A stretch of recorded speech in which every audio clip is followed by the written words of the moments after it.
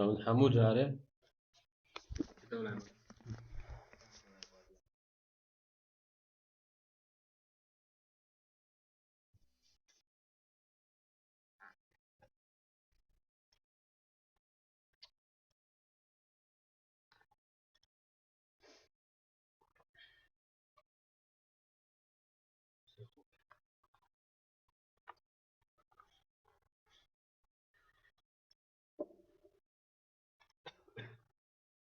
ريكورد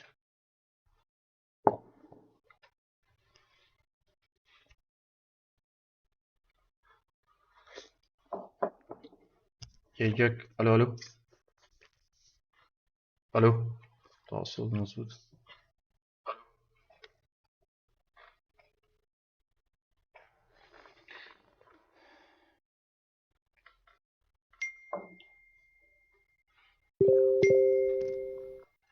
صارت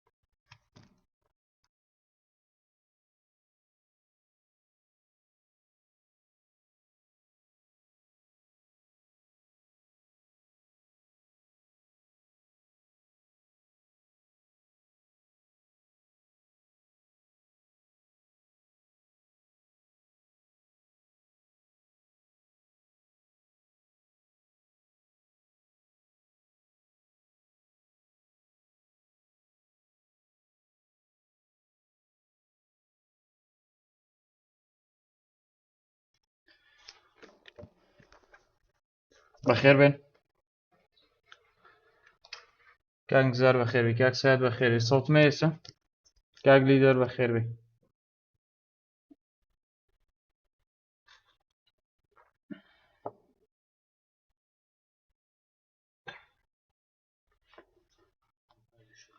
بخير بي كاك رانزور سباس كاك سابان بخير بي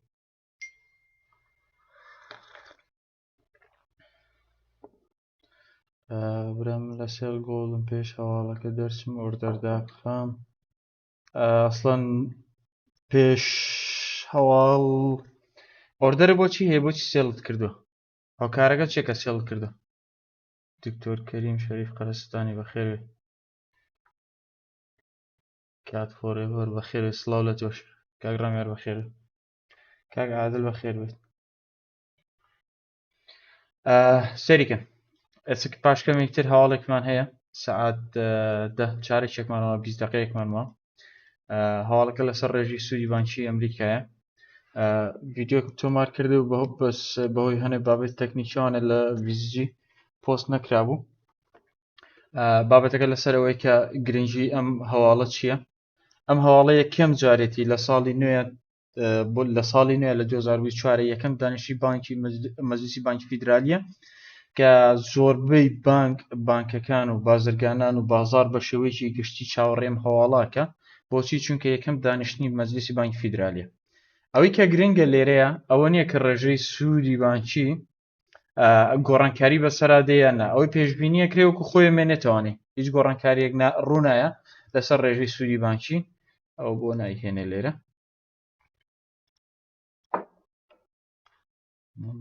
چیزدەی و ڕیفرێشەکەین ئەوەی کە گرنگە لێرەیە چییە کۆنفرانسەکەی جێرم پاوڵە کە لە دوای ئەوەی کە پێشبین یەکرێت 5.5 بمێنێتوانێت لەکە لە ساڵی 2023 گۆڕانکارێکی زۆر ڕوویە لەسەر ڕێژەی سوودی بانکی لە ئەمریکا بەرزبوونەوەیکی بەرچاوی بەخۆیەوە بینی بەڵام بەس ئایا ئێستا پێشبینیەکان وایەکە لە ساڵی داهاتووە بە ڕێژەیەکی بەرچاو دابەزێتوانێت باشە ئەزانی کە پێشبینیەکەین ڕێژەی سوودی بانکی دابەزێت لە ساڵی 2024 بەڵام ئایا شێوازی دابەزینەکەی ئەوەی لە هەمووی گرنگترە ئەمە یەکەم شت دوو ئەمە پێشبینیەکەین وەکو خۆی بمێنێتوانێت ڕێژەی سوودی بانکی باشە ئەی لە چی گرنگە ئەم هەواڵەیەم شەو چی گرنگە چ بابەتێکی زۆ گرنگە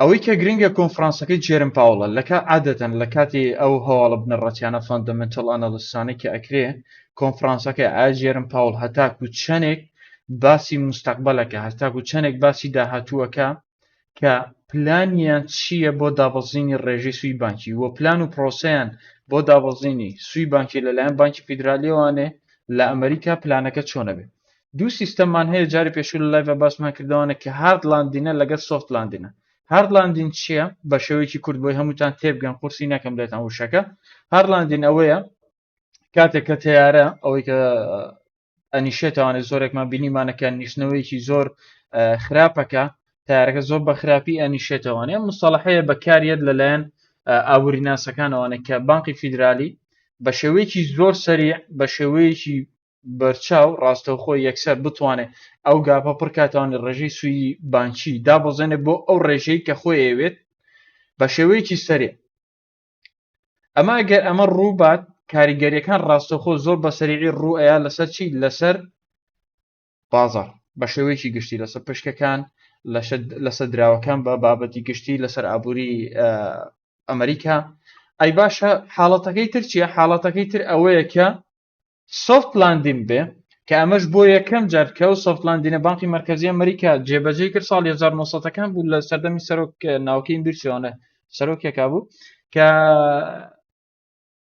سۆفت لاندینی ئەنجاممە بەڵام بەس کاریگەریەکانی زۆر خراپە لە داهاتوە لە مستەقبەلە ڕاستە سۆفت لاندین بۆ ئێستا کێشەیەکی وا دروست ناکە ینی تەناقوزێکی وا ڕوونایە لە مابینی سیاسەتەکانی ئینفلیشن ڕیت و ڕێژەی هەڵاوسان و ئەو بابەتانە ڕێژەی بۆ بەرهێنان و تەناقوزێکی وا دروست ناکات لە نێوان ئینترست ڕیت و ئینفلیشن و ڕێژەی هەڵاوسانەوەنە بەڵام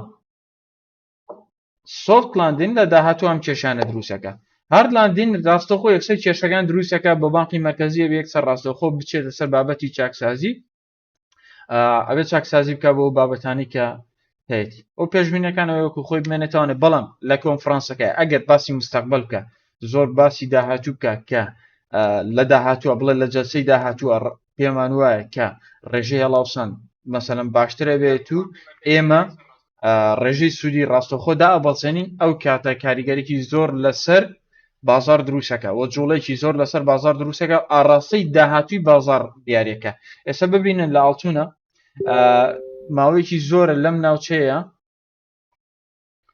ئەو چی ترێدینگ وی وایەتە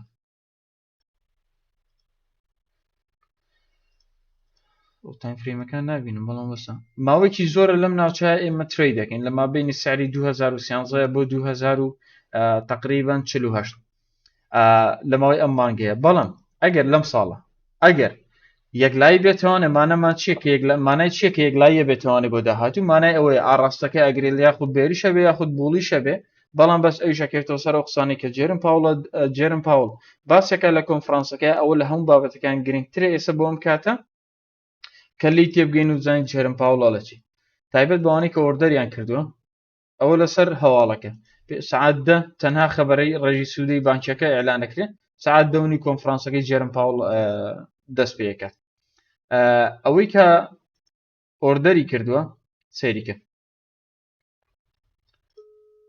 لەرێ شتان با پێ بڵێ بەیانی کاتێک ئێمە شیکاریمان کرد شیکاریم بان بۆ ئاڵتون کرد شیکارێکی ئاڵتونمان پۆست کرد لە نێوان نرخی 2037.435 لەگەڵ 2030.527 کە نۆترەی زۆنە ئێمە لەو ناوچە بە هیچ شێوەی ترێد ناکەین نەکڕی نەکەین نەفرۆشت نەکەین باشە دوای ئەوە ڤۆیسێکم پۆست کرد بۆتان بۆم ناردن کە ئایا ئەوەی کە ئاستی سەرەتاییە با تکایە لەم ڕۆژانە دوورکەوێتەوانێ ئەوەی ئاستی مام ناوەندە تاکۆسە هیچ تەجروبەیەکی نییە لەم بازاڕە لەم شێوازی ڕۆژەیە با دوورکەوێتەوانێ ئەوەی کە ئاستی ئەدڤانسە ئەتوانن ترێدکەن تایە و ئاسایە ببینن لێرامە تەنها شیکارەکە بوو لەسەرەوە نرخی کە دیاریمان کردو 2037 ئەوەی کە توانی بێتی دەرفەتی کڕین بکە هەتاکو 2046.512 ئامانجی یەکەم و دووەم بوو هەردوو ئامانجەکەی بینیوە ئێستا لەمان لەو نرخەیە وەستاوەتەوانێت چاوەڕێی هەواڵەکەکە بەڵام بەس من یەک شت ئێستا تێناگەم لە ڕووی فاندەمنتەڵەوانێ ئاڵتون لە ڕووی تەکنیکەڵەوانێ ئەگەر ببینین ئێمە سەیری هەفتانەشکەین سەیری دەیلیشکەین ماوەیەکی زۆر تقریبا 2 هەفتە ئەبێت ئەگەر سەیری دەیلیشکەین دەرفەتەکانی بای جوانە فەندەمنتەڵیش وایە کە ساڵی داهاتوو ڕێژەی سوودی بانکی دابەزێ باشە ڕێژەی سوودی بانکی ئەم ساڵە پێشبینیەکانەوەی کە بە چەند مەرحەلەی بە چەند قۆناغی بە سێ جەلسەیەک دابەزین ڕووبات باشە دوو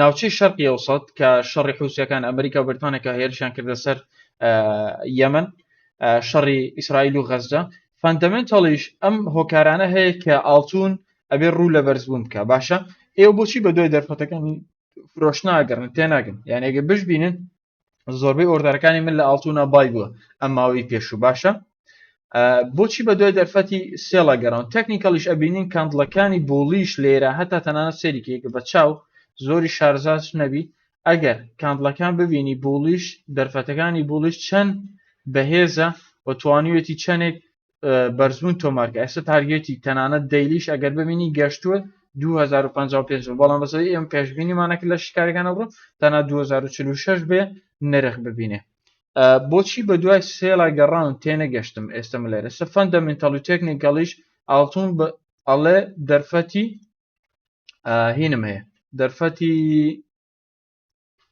بایم هەیە بۆچی سێڵتان کردوە تێناگەم کامێری خۆت چووکەوە چارتەکە بزر کردەوە سەرچە کامێری خۆم چوو کرد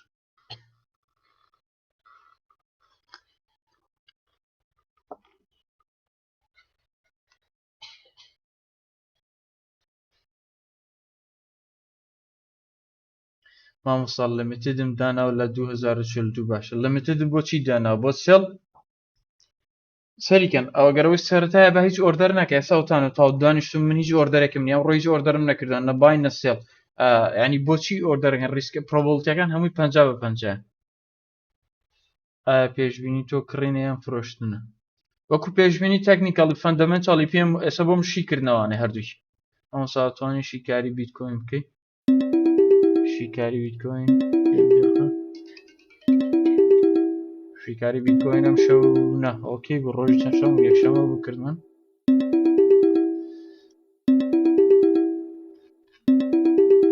ئەمەش شەیرکەین لە قوتابەکە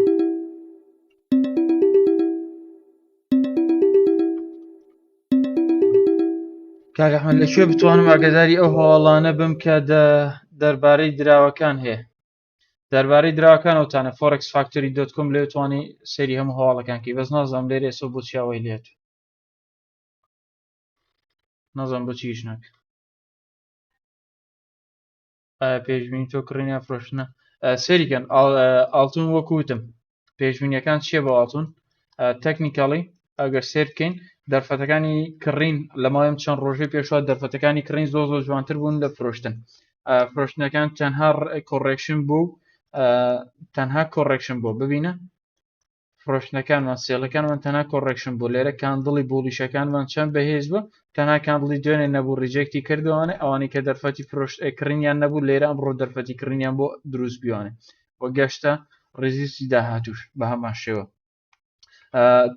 تەکنیکەڵی وەکوتم ئێستا لە سەر و زۆنەکەی شکانۆ بە دوای دەرفەتەکانی کڕینە ئەگەڕێ کڕینی جوانە وەکو تەکنیکەڵی بۆڵیشە فەندەمنتەڵیش باسمان کرد کە شەرقی ئەوسەد کە وەزعی نائارامە و شەڕی حوسیەکانە لەگەڵ ئەمریکا و بەریتانیا و ئەوروپا شەڕی ئیسرائیل و غەزەوە بەرەکۆتاییە بەڵام بەس لەو کاتانێک کە شەڕ جیهان ناسەقامگیرە ئابووری جیهان ناسەقامگیرە چی لێ دێ وەزعەکە ئاڵتون بەرەو باشێڕۆ لەگەڵ دۆلارە بەرەو باشێڕۆن هەردووشی پێکەوانێ بەڵام بەس ئێستا دۆلار هەموو یاخود دراوەکانی کەش بە هەمان شێوە چاوەڕێ چیەکەن چاوەڕێم هەواڵەکەن ئەم هەواڵە بۆچی کاریگەری هەیەوە گوتم یەکەم دانیشتنی مەجلیسی بانکی فیدرالی ئەوش لەسەر ئەوە نەک کە ڕێژەی سوودی بانکی ئەم ڕۆدایە بەزێن یان نە ئەوە پێشبینیەکرێ خۆی بمێنێتەوە وەکو ئەوەی کە لە داهات سیستەمی داهاتوی پلانی داهاتیان بۆ دابەزینی ڕێژەی سوودی بانکی چەنە کاریگەری هەیە پێشبینی تۆ بۆ دوای قسەکانی جێرم پاوڵ ئاڵتون لە چ ڕوویە لە چ زۆنێک دەبینی کاکمانە ئەبێت چاوەڕێی قسەکانی جێرم پاڵ کەیم بزانین لە سیکە لەناو کۆنفرانسەکە ئەو شانی کە بەکاری نێز بۆ کاریگەری هەیە توانە شیکاری بکەین لەسەر فەندەمنتال و زۆرێک لە ئێوە یاخود زۆرێکتان پرسیاریەوەکەن و یاخود ئەو مەسەلەی زۆرە بیسمانەکەڵم فەندەمنتالی تەنها بۆ سفربوونەوەی خەڵکی و یاخود هیچ کاریگەریشی نییە لەسەر بازار و تەنها بۆ سەرێکردنی جوڵەکان سەریکەن فەندەمنتال مانایەوە نیە بەسەم شۆ جێرم پاڵ و قسەی کە کردوێتی لەگەڵ ئینترست ڕۆیتە کە چینە بە 100 تا تۆ پێشبینی بازارت کردو هەر ڕقەمەکەت بە سەوزی بینی تا یەکسەر ڕاستەخۆ ئەوە چییە پۆزتیڤ بۆ دۆلار و ئاڵتون یەکسەرە بێت دابەزە شتیوانی ئەگەدار بن بۆ شێوازە نییە فەندەمنتال سیلسلێ سەریکەن لێرە بە یەک شتان پێشان بم لەسەر فەندەمنتال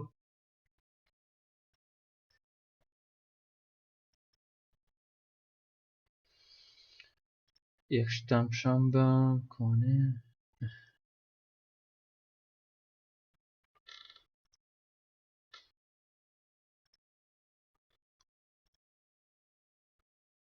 باوکرێتەوە سەریک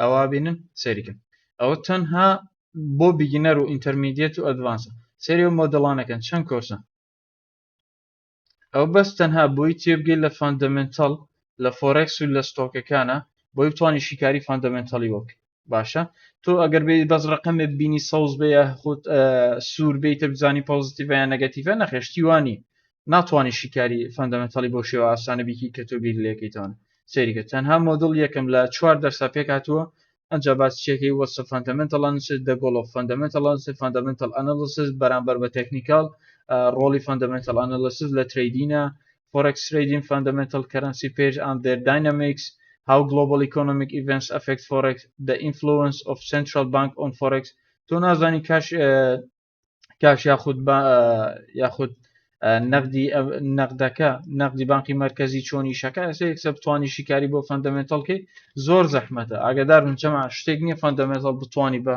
ڕۆژێک و دوو ڕۆژێک لی تێبی پێویستی بە دراسی و پێویستی بە خوێندن و متابعەیە بۆیە ئێستا من ئاسم سفرە چۆن بەرەو پێشی بەرم کاگەی بەبێ کۆرس وەرگری بیتکۆین دەی بزانین بیتکۆین چیەکە بیتکۆین سەریکەن چەمان ئەگە بە مەسڵی سەری کاندڵەکەی بکەین چی ڕۆیەت لێرە چی ڕوویە چی سینناارۆیەکمان هەیە ئەگەر لێرە بین ئێمە لێرە تارگێتێکمان هەبوو لە بیتکۆینە کە 43 تەنها بۆ کلانتە VIPەکانی ویزجێکین کە تارگێت یەکەممان بۆ بای 45906 بۆ بەڵام بە سێریکەن ئەگەر لێرە بە ویکلی سیر بکەین بیتکۆین چۆتەوە کۆنسڵدیشنێریەک هەمووی پێشبینیەوە کاکە دابەزە فەندەمنتەڵی ڕاستە کە چۆتەوانە سەنادقی استیسماری بۆرسای ئەمریکا ETF بەڵام بە سەریکە ئێستا لە کۆنسڵدیشن ڕێنجێکە ئەوەی کە زۆربەی تریدەرەکان یاخودەوانی کە تێککەوتن لە ئیتر لە ETF قبول کراوە ئەکسپت کراوە ئیتر تاوێ بیتکۆین ڕاستەخۆ سەرکەوێ نەخێت تەکنیکەڵ فەندەمنتەل ئەبێ هەردووشیان پێکەوانێ ماچکەن ئەبێ هەردووشیانەوە یەک بکرن نابێت دژی یەکتری بن ئێساگەل لە ویکلیا سێر بکەین ئەم کاندڵە مانای چییە ئەم کاندڵە لە بیتکۆینە مانای ڕیجێکتە باش کە مانای ڕیجێکتە نرخ گەڕاتوانە ئەو زۆنی کەتیایەتی ئەگەر لە دەیلیا سێر بکەین لە دەیلیش بە هەمان شەوە چیمانەیە کاندڵێکە لە سەر و ڕێزیستی داهاتووە ئۆکەی شکانێتی قەپاتی کرد ئەگەر ئەم کاندڵی دەیلی بتوانێت لەسەر نرخی 43492 دا بخاتوانە بە دوای دەرفەتەکانی کە ڕێینا بگەڕین جوانترە بە شەرتێک کۆنفرمێشنەکانی ڕیجێکتی تیان نەبێت ئەو کاتە توانین تارگێتی داهاتوومان بڕاتەوانە نرخەکانی پێتان بڵێ مەچێتەوە نرخی چەند بە ویکلی ئەگە سێرکەین ویکل یەکەم چێتەوە نرخەکانی پێشبینیەکەین تارگێتی یەکەمی 45980 بێمە تایبەت بە بیتکۆین کاکەواز لە بیتکۆین بێنە وەرە سەر ئاڵتون باچینەوە سەر ئاڵتون ئەڵە چاوەڕێکیم زین خەبەرەکە چی ئەو یەک دقەیەکمان ما بەس ئەو بوو بۆ لای ئەوەی شەکە فۆرکس فاکتری بۆ لای منیش ناکە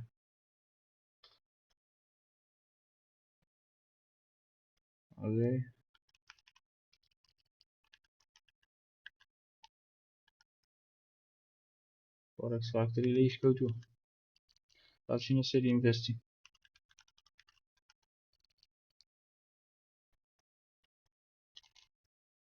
سەیکەنێسەوەی ئۆردەری هەیە هەمووی دڵی لە دەستیەتی بەس وەڵی نازدان بەخوا چۆن ئۆردەرەکەن ینی پێش هەواڵ چۆن NFP چۆن پێش NFP CPI interest rate پێش و کادانە نازانم ینی دەرفەتتان تاوا بێ هەواڵەکە دەرچوو بۆستان ئەهنامەتی ئەوە هەواڵەکە دەرچوو وەکو خۆی مایش گۆڕانکاریکی بەسەرە نەها بزانین چی لێ هەواڵتن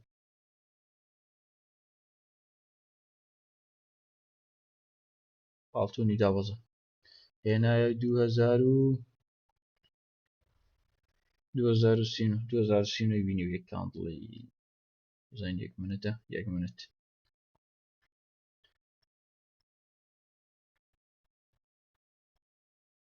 ئەگەر جێرم پاڵ لە کۆنفرانسەکەی باسیەوەکە بڵێ باسکە بڵێ لە جەلسەی داهاتووە پێشبینیەکرێ ئینترست ڕێت دابەزێنەوە پێشبینیەکەین ئاڵتون بەرز کاتەوە ئەگەر ئەم قسەی بکات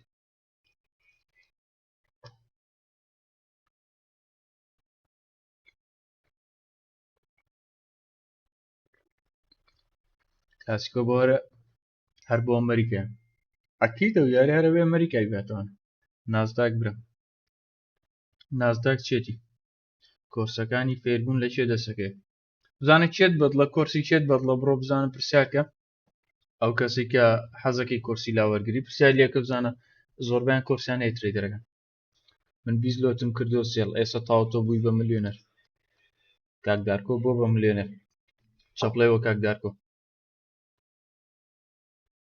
ئەوەی ئۆردەری هەبێ لێرە ئەوەی ئۆردەری هەبێت سە لەم کاتەیە من با پێتان بڵێم هەمووی بە قمار چێزن هیچی بە ترەیدەر نازم سێڵیان بایکی هیچیان مەگە کاگۆنەر تەنها سێکە سێم سینەمایەک ئەخ لەم سینەمایە سێڵ و بایەکرێت هیچ جیژ ناکات سێ تەپێکی شەکە لەم سینەمە هاتەوە وەڵام من ئۆردەرم داخست پێش هەواڵەکە یا دوای هەواڵەکە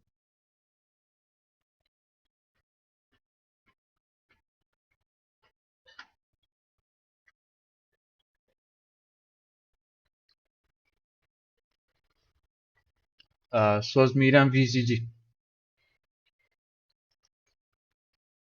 وڵا کوفرە کۆرس دوای خۆت مامۆستا بە ڕێزی کاک زیاد بەس نازانم کۆرس وەرگرتووە یا وەرگ نەگرت نا کاک زیاد گۆڵد بەرەو کوێ دەڕوات مامۆستا وڵا گۆڵد بەرەو کوێ ڕوات گۆڵد ئێستا بێریشە بۆ داوەزین بەچەمە ئەدواز بێن لە ئۆردەرکردن یان ئێستا لەم کاتە ئۆردەر ناکرێت پێشبینی چێوە کوتم ئێستا نیم ساعتە قساکم جەمال ئەڵێم ئەگەر لە کۆنفرانسەکە جێرم پاوڵ وای وت ئەو پێشبینەکەین ئاڵتون بەرز بێتەوانێ ئەگەر وای نەوت ئاڵتون دابەزێتەوە بە هەمان شێوە یان یەکەوێتەوە سە قسەکانی ناو کۆنفرانسەکە من چوونام لە ناو کۆنفرانسەکە چێڵێ کۆرسی تۆم لەکوێ دەستکەوێت کارمەند پەیوەندی کە بەدمینەکانەوە لە تەلێگرامەکە لینکی تەلێگرامەکە لە بایۆکە هەیە من زەرەرم کرد قازانج ئەگەر خەریبی و حەز لە ڕیسک نەکردبێ باش کردبێ ئەو چی و چ زمانێک کاکە بۆ ورە مەڕوخێنیت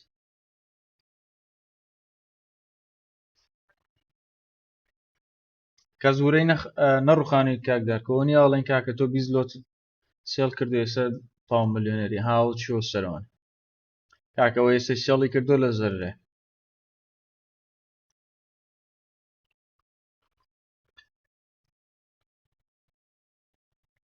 ئێستا زۆربەی کورد دەسی لە دڵێتی ئەژنۆ یەشە مەعیدە یەشێت چونکە نازانێت چی ڕووێ ئەوەش کە استراتیژی هەبێ سێتاپێ بێ کۆنسێپتێ بێ هیچ ترسی نییە بۆ خۆی پاڵایەتوانێەوە هیچ ناترس لەبەرچی لەبەرەوەی پلانی خۆی هەیە کە پلان دەبوو هیچ کاترسە لە هیچ شوێنێک نییە واللهی من ئەگریم بۆچی ئەگریت گریانی بۆچی وەڵاهی من بەس سەیری ئەەکەم بۆ ئەزمموی خۆم ئەوە زۆر باشە ئەمڕۆژ لە ڤۆیسەکە پێم وتن لە چ بڕۆکەرێکی برم لە VCG شیکاری ئابووریم لە VCG بڕۆکەری VCG لە هەولێر گوڵانتاوەر تاوقی حەبدە بۆ کاکومەر چی بە بۆ ئەگری وڵا کاگاوکار ئێستا هەمویان ناحەقیانێ کاکە ئەو سەرزانی ئەو گروپانێ ڕۆچیانە کرد بە تریدەرانە سێڵ بای داوەزینەیە سێڵ و بای چی کەس نازانە ئەوی لەم ڕۆژات تەنها شیکارین بۆ کردبوون ئەگەر ئەدڤانس بی مەسەن بۆ نمە 4 ساڵ بی لەم بازاڕابی استراتیجێکی باشتە بێ بێن ڕێیتی هەفتا بێ مەسەلەن بۆ نمونە ئەکاونتەکە لە خێرێکی باشاوێ قازانجێکی باشت کرد بێم پێش کۆتاییمانکە ئاسایە ڕیسکەکە 100 ڕیسکەکەی ئۆردەریشکی لەم ڕۆژە بەڵام بەس تۆ لە زەرەری استراتیژی و نییە کۆنسپتن نییە زەرەرەکەی قوماری ئیشەکەی بەنیازی چیت نازم بەنیازەوەی لەم ڕۆژات دەوڵەمەند بی دەوڵەمەند ناوی ئاسی لێبێنە بۆ دووسپەی باشە بڕۆکەری بێ سپرێت هەیە ئەگەر سپرێدی نەبێت بڕۆکەری بێ سپرێت ئەوەیە کەیتر پارەکە دەخوا نامێنیت بڕۆکەری بێ سپرێت نزیکی مەکەن لەسەر بڕۆکەر سێریکەنەکە سپرێت و کۆمیشنی نەبوو یعنی چی بەچی قازانجەکە لە پارەکەی تۆ قازانجەکە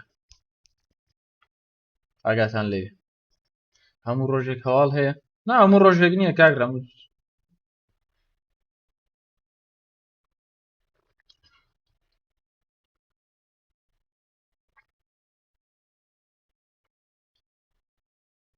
چێ ئۆردەری هەیە لە ئاسوونایسە باشترین بڕۆکەر چیە سپرێدی چەند کاکما هەر ویزیجی باشترین بڕۆکەر بران بازار چی لێ دێتەوەن کاک ئەحمەد ئایا ئەم جۆرە ترێدکردنە حرامە ئەگە حرام بۆ یا خۆم نزیکی نابووم سڵاو کاک ئێمران بەخێر بێت با هەواڵ هات نەموت کاکە پێشبینیم بۆ کردن وتم وەکو خۆی مێنێتەوە گرنگ نییە ئەم هەواڵە ئێستا 5.5 مێنێتەوە گرنگ کۆنفرانسەکەی من هەم بوو دام خست پێش هەواڵەکە دەست خۆش کاک کارمەند سێ جاروتم VCG باشترین بڕۆکەرە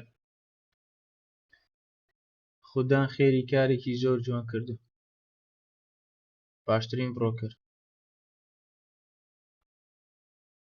سێڵت هەیە لە 2054 کاک شکۆ بە خێروی ئادەی سێڵ لە 2054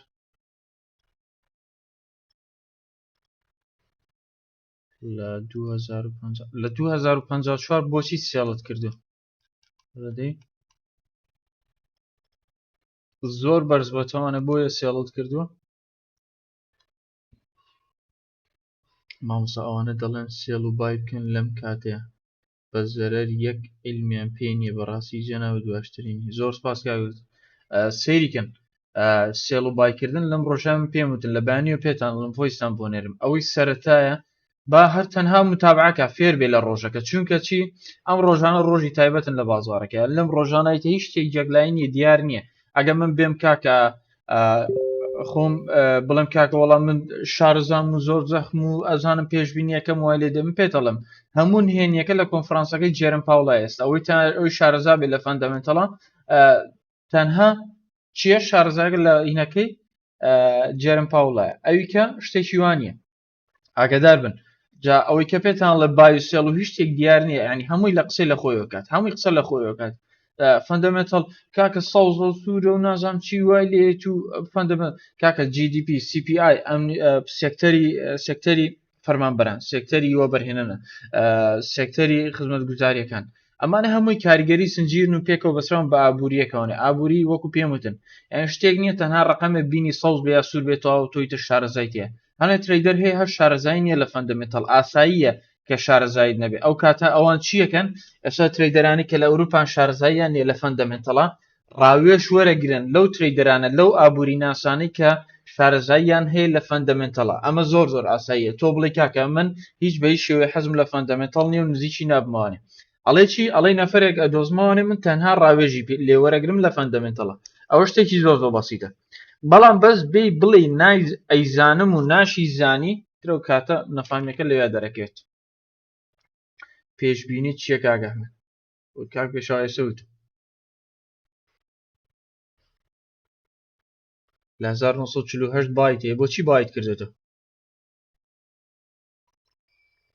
کاک بارزانی بەڵێ کورس تازترین کورسم لە 52 دەست پێکا 52 ئاخر ڕۆژی ناونووسینە 52 ئاخر 52 ئاخر ڕۆژی ناونووسینە 52 یەکەم دەرس دەست پێکە کۆرسی دووەممە وەکو دەستپێکردنی کۆرسەکە ئەمە یەک دووش لە کۆرسەکە ئەی تازێت هەموو بابەتەکانی فەندەمنتەڵ و تەکنیکەڵ و ماینسێت و سایکۆلۆژی و هەموو بابەتەکانی تایە هەموو کۆرسەکە مۆدل کراوە هەر مۆدلێک و بە ئیمتیحاناتە تێپەڕی بۆی بتوانانی بە ئیمتیحاناتەکان دەرچی بۆ سەرتاش پێش وەرگرتنت ئیمتیحانەکری بۆی بتوانانی بچیتە قۆناغیەوەی کە لە کۆرسەکە وەربگیری دوای هەتاکو نەچیتە ئاستێکی باشەوانێ تا کۆتایی کۆرسەکە لەگەڵ تا مێنوانە دوای کۆتایی کۆرسەکەش بە هەمان شێوە لەگەڵ تا مێنوانە تاکو قازانجەکەی ئەوەی کە ئەیزانم خۆم تریدی پێ یەکەم بە هەمان شێوەتان تێگەێنەوە یەک دوو جاری ڤیددیۆم کردو ئەو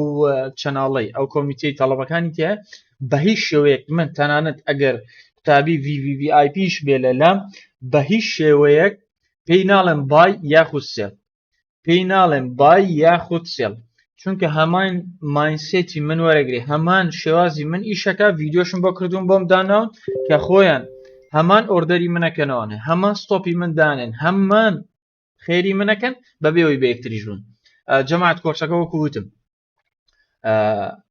کۆرسەکە وتم لە گروپی لە چەناڵی تەلێگرامەکە پەیوەندی بکەم بە چیەوە پەیوەندی بکەم بە ئەدمینەکانە بۆی هاوکاریتان بکەن سەریکەن جەماعەت بۆیە بە هیچ کەسێ ناڵم بە هیچ بێت تەڵەبێ ناڵم لە گروپی چەناڵەکەش بە هیچ کەسێ ناڵم بای و سێڵ سیگناڵ من لە سەرتاوە چیرۆکەم چێت دژاتی سیگناڵەکەم بە هیچ شێوێ سیگناڵ نە لە ئەوروپا نە لە ئەمریکا نە لە هیچ وڵاتێکە سیگناڵ ناتگەینێ بە نەتیجە ئەو بڕۆن سێرکن کاکە یوتیوب بگەڕن ئەو ترێدەرانی کە سەرکەوتون بە سیگناڵ گەشتونەتە ئەو پێگەیە نەخێر نەگەشتو ئێتکاتە تاوایتر من بۆچی بۆم خۆم هیلاکەم بە سیگناڵ بگەمەوە ئاستی ترێدەرە زەخمانە ناگەیت کەواتە تەواو یانی تۆ ئەبێ خۆت فێربی ئەگە خۆت بکڕی ئەگە خۆت فێربی بکردی بفرۆشی پێویست بە کەس نامێنێ ئەمە یەک دووش ئەوەی کە من پێت بڵم اعتیماد کەیتە سەر من نەخێر تۆ هەوڵ بەوەرە فێری ئەوە بە من چۆن بیرەکەمانە من چۆنە ئۆردەرانی کە دایانێم لە گروپی چەناڵی تەلێگرامەکە فێری و شێوازی ئۆردەرکردنەبی خۆت بیکەیت نەک اعتیماد کەیتە سەر من لە منەوە فێربی ئەمە یەک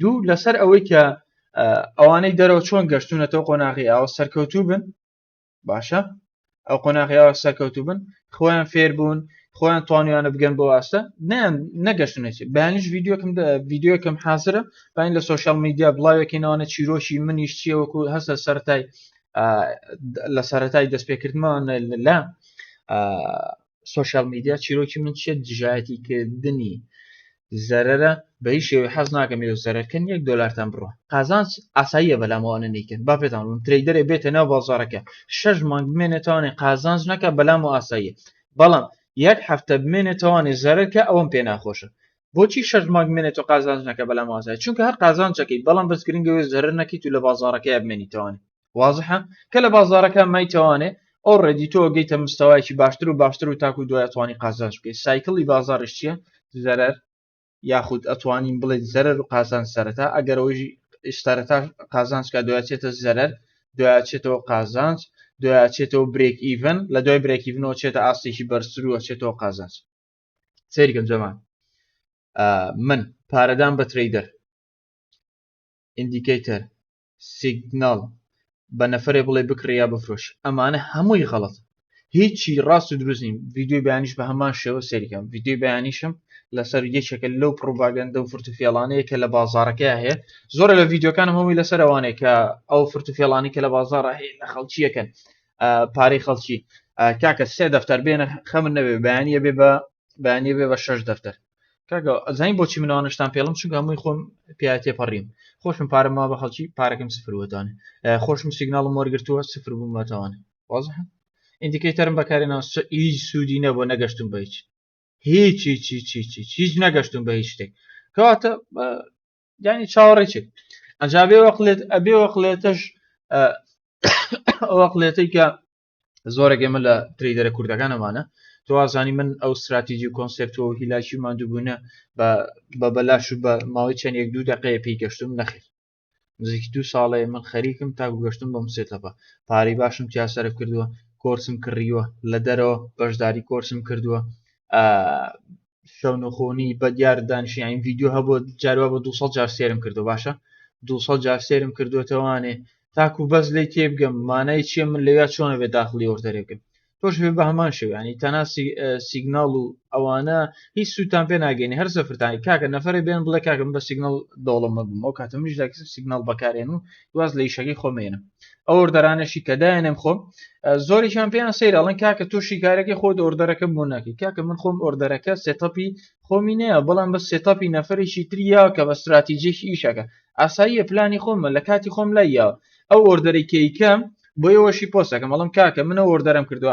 ئاوا داخل بووم ئاوا دەرچوم هەتا تەنانەت ئەگە زۆر بێتانەوەی کە لە سەرتاوە لەگەڵمان من گرنگی بە ستۆپەکانیم ستۆپەکان پۆستەکەم ستۆپەکان بۆچی پۆستەکەم بۆی ئەوەش لێوی فێر بم خۆشم لێوی فێرە بم واضحە من مەبەست چیرۆکی من چیە لە سوۆشیال میدیا کە ئێوە زەرەر نەکەن ئەوی کە هەمووی خێرەکە خی گەورە خۆی ڕستایەتی خۆی ئەزانەکەی تر دەسەکەم بای نرخی کۆرسەکە چەنە مامۆساییان کاکسیاد لە مارە توقماچی لە تەلیگرامەکە پەیوەندیکە بە ئەدمینەکانەوەوانە لەوێ هەموو زانیاریەکان تیان کاک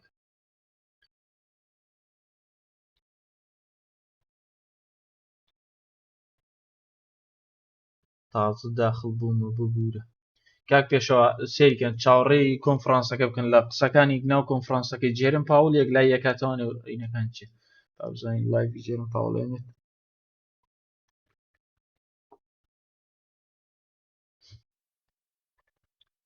ئەم نازەم وڵی گوگل کرۆم ئیش ناکەەوە چیە بۆ کرد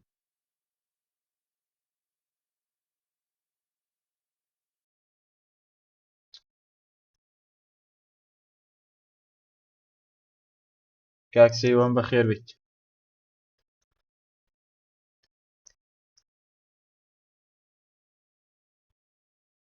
بزانم مایک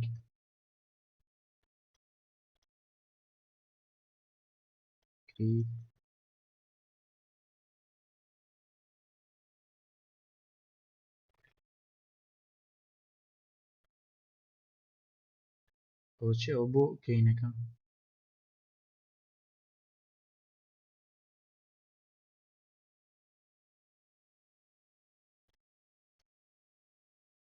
ئەوەی ئەوێ قسە بکاتوانە ڕکوێستی مایکایسە جەمات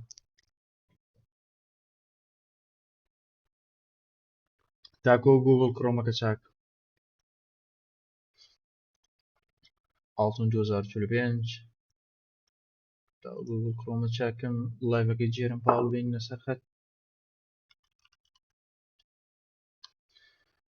یاچین ئێکسپلۆر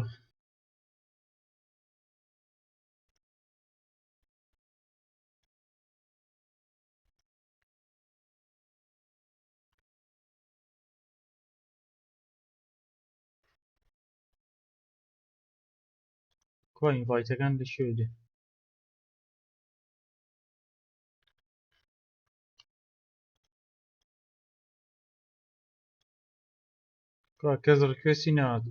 کەس ڕکوێستی نەناردە لە شۆری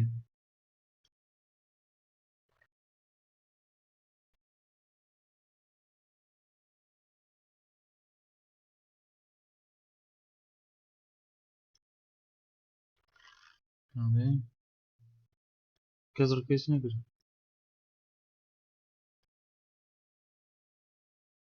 حەزم بە شێوەی چارت نییە زەرەری زۆری دا لێم جاری کەسەی ناکەم لەم ڕۆژە بەیانی ئەگەدارم کردنەوەنە کاک زیاد وتم ینی ئەگەر ئاست سەرەتاییە قەیچەکەم ڕدور کەورە لە ئیسراحەت کە ئاساییە بزانم ڕکوێستە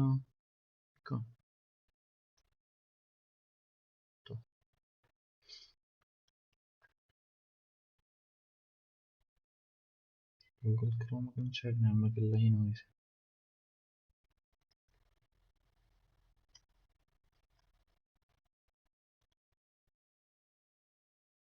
fundamental analysis youtube.com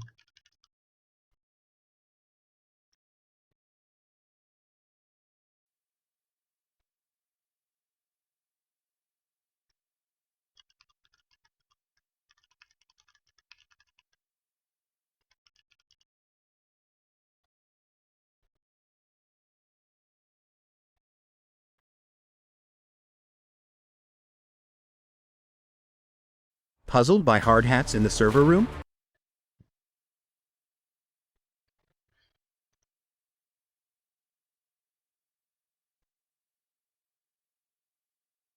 وچی سلام علیکم. علیک السلام ورحمة الله. باش کاک ئەحمەدجان. باشی گیان وەرەجی پرسیارێکم هەیە کاک ئەحمەدجان. وەرە گیان فەرموو. ئاستی سەرەتاییمە جارێک دوو کۆرسم وەرگرتووە بەس یانی جارێ ئەکاونتم دانەناوە ئەکاونتی ڕێڵ. باشە ئەنجا ئەمەوێ دەست پێ بکەم بەس کەمێک کێشەم لە ستۆپ لوز و تەیک پرۆفیت وانەیە نازانم جانی چۆن دەست پێ بکەم ئەگەر تۆ هینێکماکەی بزانە لە چۆن دەست پێ بکەم چی بکەم سپاس دەکەم. سەریکە جارە پەلەی ئەکاونتی ڕێڵت نەبێ مادەم کێشی ستۆپت و ستۆپوانت سێریکە لە یوتیوبەکەم لە چەناڵەکەم یەک دوو دەرسیتەیە باسی ڕیسک مانیجمنت و ستۆپەکە باشە سێری و یەک دوو ڤیدیۆیە بکە وردە وردە ڕاهێنانی دەسەکە ئەکاونتی لایف پەلەی لێمەکە و ئاسانە ئەکاونتی لایف بەڵام بەس گرنگەوەی تۆ بەهرەکە یاخودە و زانیاریانی کە پێویستە بیزانیت ئەنجا داخلێ باوتانەوە. ڕاستێک وڵای زانیاری بای خۆم زانیاریم هەیە بە زانیها لەوانەیە تۆزە کێشەم هەیە ڕاستێکی حەزیشم نەگرێت ڕێک ڕاستە و خۆ تاخلمەوە تاوەکو زانیاری تەواو وەرنەگرم. پەلەمەکە کێشەمە وەسل چیە لە کێشم لە ستۆپە هەیە بۆ نمونە ینی سەکە بۆ نمونە بتەوێ ناوی چییە لە سەرەتاوە دەست پێ بکەی بۆ منە ستۆپ لوز لە شوێ دانی تێک پرۆفیت لە شوێ دانی کە ئۆردەرەکەی لە سەرەتاوە تێگەم سێک ئەوە حەسەب استراتیژیتە ئەوە هین دیاری نایکە ئەو تۆ ناتوانانی دیاریکی خۆت ئەو استراتیژە و کۆنسپتێک کە فێریە بیت وازەها ڕاستەکان بۆ منە پێشبینی نرخەکان و شتانە من تۆ سرم لی دەرناچێ ئەو استراتیژەکە بۆ یەکلایەکاتوانێت تۆ ناتوانانی یەکلایەکیتەوە ڕاستەی کاک ئەحمەد تۆ لە چەناڵی تیلیگرامەکە لە شوێنێکە بۆ منە بەیانیان دایانی کە بڵێ ئەمڕۆ لەوە پێشبینیە کرێ بۆ نمونە نرخی دۆلار بەرزەوە بێ بڕۆن دۆلار بکڕن سێڵی ئینیکەن بایکەن بۆ نمونە تێک پرۆفیت لێ خۆت ئەو شتانە ئەڵێ دیان چۆنەوە بەڵە سێکە خۆم لە چەناڵی تەلیگرامەکە شکاریت بۆ کەم لەسەر و نرخانە بە دوای دەرفەتی کڕی نابگەڕێ لەویا ئۆردەر مەکە لەویا بە دوای دەرفەتی فرۆش نابگەڕێ لەویا تارگێتە وەرە دەرەوانێ باشە بەڵام ئەوەی کە من بۆ دیارریەکەم پێویستی بەوە هەیە کە تۆ استراتیژی تەبێ کۆنسپتی داخلبوون تەبێ ئەگە خۆت ئەو استراتیژی و کۆنسپتی داخلبوونت نەوێ ناتوانانی ئیسفادە لە شیکارەکەی من بکەیت نابێت داخڵێبی تۆ استراتیژی و شوێنی داخلبوونت هەبێ من ئەوەندە ئاسانکاریت بۆکەم کە چی بکەیت لە جیاتی بە دوای سێڵا بگەڕی بە دوای بایا بگەڕێ ئەمەیەک ئاراستە ڕاستەکەت بۆ دیارەکەم ئەمەیەک دوو ئامانجەکانیش لەو نرخەیە وەرە دەرەوانێت لەو نرخەیە تاو تۆی تر کڕین و فرۆشتنەکەت بەسە کۆتایی پێەیە ئامانجێتی بۆ ئەمڕۆ کە بیبینێت وازەحە بەڵام من خۆم پێت ناڵم بکڕیا بفرۆشە بە هیچ کەس یان تەنانەت ئەگە تەڵەبەی VVIPشم بێ پێی ناڵم بکڕای بفرۆشە چونکە ئەوە غەڵەتە هەر شتێکە غەڵەت بێ خۆم قەناعەتم پێی نەبێ نەگەوەی کە من نامەوێ یارمەتیت بم ئەسڵەن من زەرەر لە تۆ ئێم ئەوەی کە لە کورسانە ڕووییا و لە دەرۆژ ڕووییا و هەر کەسێک ئەوەی کردو زەرری لە بەرامبەرەکە یا هیچ کاتێک قەت قازانجی بە بەرامبەرەکە نەگەن کەواتە ڕێگە ڕاستەکە چییە من یەکلایت کەمەوانێ باشە با یا سێڵ یەکلای تەکەمانە تۆش استراتیژیەکەت هەیە ئەتوانیت بەشداری ئەتوانیت بڕیاری خۆتەیت و ئۆردەرەکەی خۆتەکەی بەڵام بەس هەموویم بۆ دیاری کردیت ڕاستەکەی دەسوچاو خۆشمە وەساژیان با لە کاتی تۆ بە ڕێزانش نەگرم عەزیزی دەسوچاو خۆش زۆر سوپاس لە کاتم گرتی کاک نەسرەدین سلام علیکم مامۆستا گیان باشی عەلەیکە سەلام بەخێر کاک نەسرەدین زۆر سوپاس مامۆستا وەڵی ئەمنەوە دوو مانگ دەبیتن لەناو ئەو بازاڕەیمە باشە دوو مانگ زۆر کەمە بەس شارەزایەکی تەواوم هەیە یعنی لە خۆم ڕادەبینم پارەی حەقیقەتێکە بوو دەست بە ئەکاونتەکی ڕاستی بکەم تا ئێستا ئەکاونتی فەیک بەکاردێنم دیمۆ باش ئەکاونتێکی بچووک بە ئەکاونتێکی بچووک دەست پێ بکە $100 $200 دەست پێ تا دەست ڕای لەگەڵ ڕێڵیش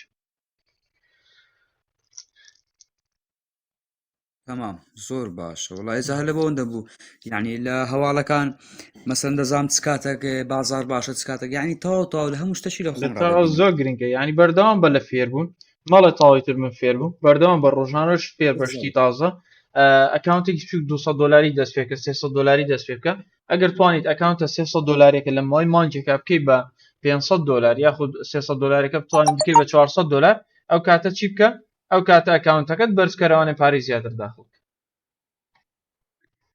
مامۆستاجان ئەمن ئەکاونتی دیمۆم دانا فیک 30,000 دلار دەکات 30 وەرەقە سێوەرەقەکەم هینا سەر سێ وەرەقەی ئەو سی وەرەقەی بەقەستی بە ئەنقەس دەچوم زەرم دەدا دەویست ئەو ئەکاونتە ئەو لە سی وەرەقەی بێتەوە سێ وەرەقەی باشە مەبەستەوە لە سێ وەرەقە دەسێکەی وەبی لە سێ وەرەقەی و دەست پێ بکەم بینەوە پارەی زۆر ئێستا لە ماوەی سێ ڕۆژی ئەو سێ وەرەقەم کردیتە حەڤ وەرەقە ڕاست دەست خۆش لە چەند ڕۆژە لە سێ ڕۆژی زۆر زۆر باشە نەک باشە ئەسان هەوڵ ناکرێت سێ وەرەقە بکەی بە حەو وەرەقە ناکرێت زۆرە یعنی دووقات بە سێ ڕۆژ دووقاتت کردو دووقات ناکرێت لە سێکەن دووقات ناکرێت بە دوو ڕۆژ دووقات ناکرێت ئەو ترێدەرە بەناوبانگانە ئەڵێن لە کۆتایی ساڵەکە سەڵات چەندت پێیا کردو لە 1950 سەرمایەکەم پێیا کردو ڕێژە سەرکەوتووە کە چی ئەو ڕێژەی کە زۆر گرنگکە ئاگاداری بن چییە چی ئەو کامێرەکەم بۆ ڕێژەکە چییە کە بتوانانی لە کۆتایی مانکە 15 ئەکاونتەکەت بەدەست هێنا بێخێت ئەوە ڕێژەیەکی زانستیانەیە و ڕێژەیە کە توانن ئەتیمادی کەنەسەر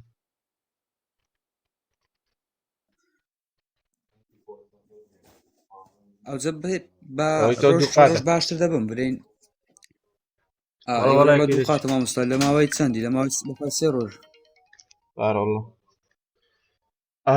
کاکمە سەرین باشمەوە سەر لایڤەکەی سابێ بەڕێز تاوا مامۆستا جان زۆر سپاس دەستەکان خۆش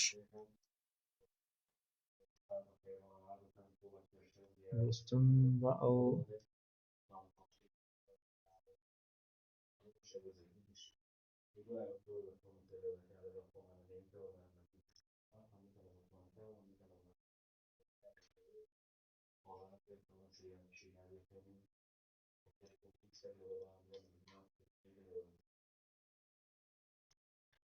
بس أملاً in multi-case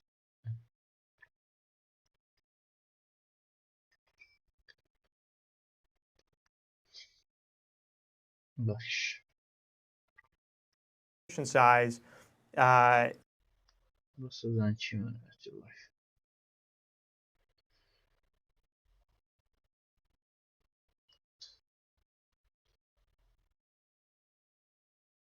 يلا CNBC سيريك 2 دقيقەکمان ماوە بزانین ئەڵێ چێ وەردەری هەیە هاڵتون نازداک داو جۆنس پاوەند یۆرۆ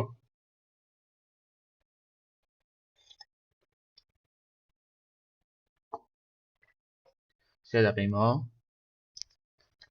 لە CNBC هەرە توان لە لایڤ لە یوتیوبی سێری بکەن هەرەونا و ناو بنووسن کێسە لەسەر شاشەکە هەیە ناوەکەی بنووسن و بۆتانێنێ لە یوتیوب بەتوان سێری بکەن داو جۆنس شیکاری کاک سوڵتان داو جۆنس بە شەمان یەکشەمان لە کاتی لایڤەکە شیکاریەکە داو جۆنس بۆلیشە ئاتەن داو جۆنس حەزی لە دابەزین نیە زۆرتر حەزی لە بەرزبوونە دەزانم ئەوە خەتەکەم خەتەکەم هیچی ناکاتەوە لێرە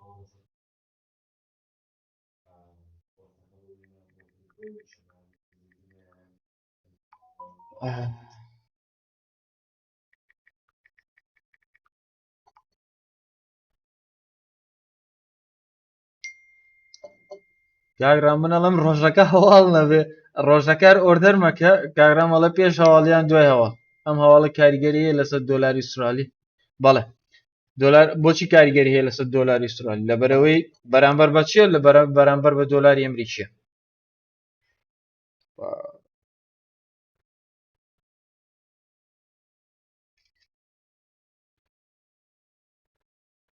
باستۆری بکەین بۆ ئینستاگرام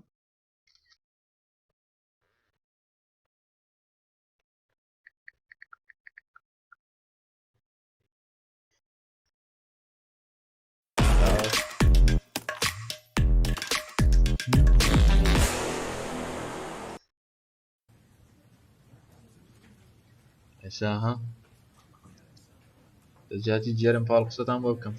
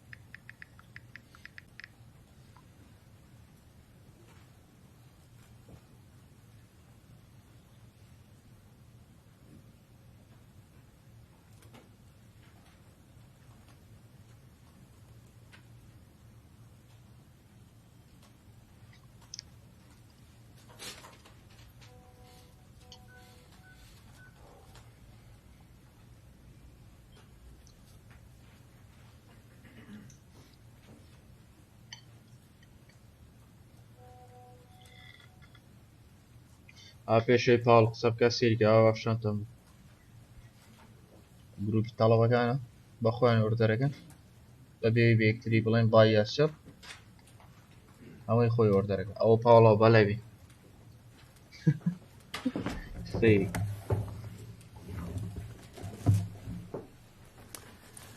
Good afternoon. Good afternoon. My colleagues and I remain squarely focused on our dual mandate to promote maximum employment and stable prices for the American people. The economy has made good progress toward our dual mandate objectives. Inflation has eased from its highs without a significant increase in unemployment. That's very good news. But inflation is still too high. Ongoing progress in bringing it down is not assured, and the path forward is uncertain. I want to assure the American people that we are fully committed to returning inflation to our 2% goal. Restoring price stability is essential to achieve a sustained period of strong labor market conditions that benefit all. Today, the FOMC decided to leave our policy interest rate unchanged and to continue to reduce our securities holdings. Over the past 2 years, we have significantly tightened the stance of monetary policy. Our strong actions have moved our policy rate well into restrictive territory, and we've been seeing the effects on economic activity and inflation. As labor market tightness has eased and progress on inflation has continued, the risks to achieving our employment and inflation goals are moving into better balance. I will have more to say about monetary policy after briefly reviewing economic developments. Recent indicators suggest that economic activity has been expanding at a solid pace. GDP growth in the fourth quarter of last year came in at 3.3%. For 2023 as a whole, GDP expanded at 3.1%, bolstered by strong consumer demand as well as improving supply conditions. Activity in the housing sector was subdued over the past year. High interest rates also appear to have been weighing on business fixed investment. The labor market remains tight, but supply and demand conditions continue to come into better balance. Over the past 3 months, payroll job gains averaged 165,000 jobs per month, a pace that is well below that seen a year ago, but still strong. The unemployment rate remains low at 3.7%. Strong job creation has been accompanied by an increase in the supply of workers. The labor force participation rate has moved up on balance over the past year, particularly for individuals aged 25 to 54 years, and immigration has returned to pre-pandemic levels. Nominal wage growth has been easing and job vacancies have declined. Although the jobs-to-workers gap has narrowed, labor demand still exceeds the supply of available workers. Inflation has eased notably over the past year, but remains above our longer-run goal of 2%. Total PCE prices rose 2.6% over the 12 months ending in December. Excluding the volatile food and energy categories, core PCE prices rose 2.9%. The lower inflation readings over the second half of last year are welcome, but we will need to see continuing evidence to build confidence that inflation is moving down sustainably toward our goal. Longer-term inflation expectations appear to remain well anchored, as reflected in a broad range of surveys of households, businesses, and forecasters, as well as measures from financial markets. The Fed's monetary policy actions are guided by our mandate to promote maximum employment and stable prices for the American people. My colleagues and I are acutely aware that high inflation imposes significant hardship as it erodes purchasing power, especially for those least able to meet the higher costs of essentials like food, housing, and transportation. We're highly attentive to the risks that high inflation poses to both sides of our mandate, and we're strongly committed to returning inflation to our 2% objective. Over the past 2 years, we have raised our policy rate by 5.25 percentage points, and we've decreased our securities holdings by more than $1.3 trillion. Our restrictive stance of monetary policy is putting downward pressure on economic activity and inflation. The committee decided at today's meeting to maintain the target range for the federal funds rate at 5.25 to 5.5%, and to continue the process of significantly reducing our securities holdings. We believe that our policy rate is likely at its peak for this tightening cycle, and that, if the economy evolves broadly as expected, it will likely be appropriate to begin dialing back policy restraint at some point this year. But the economy has surprised forecasters in many ways since the pandemic, and ongoing progress toward our 2% inflation objective is not assured. The economic outlook is uncertain, and we remain highly attentive to inflation risks. We are prepared to maintain the current target range for the federal funds rate for longer, if appropriate. As labor market tightness has eased and progress on inflation has continued, the risks to achieving our employment and inflation goals are moving into better balance.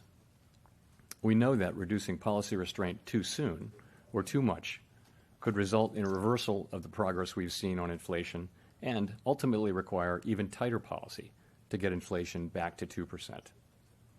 At the same time, reducing policy restraint too late or too little could unduly weaken economic activity and employment. In considering any adjustments to the target range for the federal funds rate, the committee will carefully assess the incoming data, the evolving outlook, and the balance of risks. The committee does not expect that it will be appropriate to reduce the target range until it has gained greater confidence that inflation is moving sustainably toward 2%. We will continue to make our decisions meeting by meeting. We remain committed to bringing inflation back down to our 2% goal and to keeping longer-term inflation expectations well anchored. Restoring price stability is essential to set the stage for achieving maximum employment and stable prices over the longer run. To conclude, we understand that our actions affect communities, families, and businesses across the country. Everything we do is in service to our public mission. We at the Fed will do everything we can to achieve our maximum employment and price stability goals. Thank you. I look forward to our questions. زۆرزانانە وەکو هەموو جارێکی تر پاوڵ خۆی لە Gina Smilek from the New York Times. هەموو Thanks for بابەتەکان taking our جیاوانە. questions. Obviously, in the statement and just in your remarks there, you note that you don't want to cut interest rates without greater confidence that inflation is coming down fully. I wonder, what do you need to see at this point to gain that confidence? And as you make those decisions, how are you weighing recent strong growth in consumer spending data against the sort of solid inflation progress? Sorry, say that last part again. How are you weighing the growth data and consumption data, which have been surprisingly strong, against inflation data? Okay. So what are we looking for to get greater confidence? We're looking for greater confidence that inflation is moving sustainably. Implicitly, we do have confidence and has been increasing, but we want to get greater confidence. What do we want to see? We want to see more good data. It's not that we're looking for better data. We're looking at continuation of the good data that we've been seeing. And a good example is inflation. So we have 6 months of good inflation data. The question really is, that 6 months of good inflation data, is it sending us a true signal that we are in fact سەریکەن پاول لە قسەکانیە تاکو دەسە پێشتا پرسیارەکانی تاو نەبووە بەڵام بەس ئەوەی کە ڕوونی کردوانە کە تەرکیزیان لەسەر ئینفلیشن ڕیت CPI کە بیهێنەوەنە 2% ئامانجەکان هەر 2%، بەڵام سیاسەتەکەی نەخستە ڕۆوانە کە چۆن بەنیازن ئەمە بکەن کە چۆن ئامانجیان ئەوەیە کە ئەو بیگەێنەوە 2%. یاخود ئینفلیشن ڕیت یاخود ئینترست ڕیت لە جەسەی داهاتووە ئامانجانەوەی کە بیهێن نەخوارەوانێ هیچی لەوانە باز نەکرد لە داهاتووە. زۆرجانانە معلوماتەکانی خستە ڕۆوانێ بۆ کاگامانجاڵێ هەموو شتێکی تو هیچیشی نەوت. ئێستا بازار ڕیاکتی قسەکانی جێرم پاوڵە کاگەدار. We don't look at it as a problem. I think at this point we want to see strong growth. We want to see a strong labor market. We're not looking for a weaker labor market. We're looking for inflation to continue to come down as it has been coming down for the last 6 months. And I'm sorry if I could just follow up very quickly. When you say that you want to make sure that it's a true signal, is there anything that you're seeing in the data that makes you doubt that it's a true signal at this stage? I would say it seems to be the likely case that we will achieve that confidence, but we have to achieve it, and we haven't yet. And so, I mean, it's a good story. We have 6 months of good inflation, but you can, and you know this, you can look behind those numbers and you can see that a lot of it's been coming from goods inflation, for example, and goods inflation running significantly negative, it's a reasonable assumption that over time, goods inflation will flatten out, probably approximate zero. That would mean the services sectors would have to contribute more. So, in other words, what we care about is the aggregate number, not so much the composition.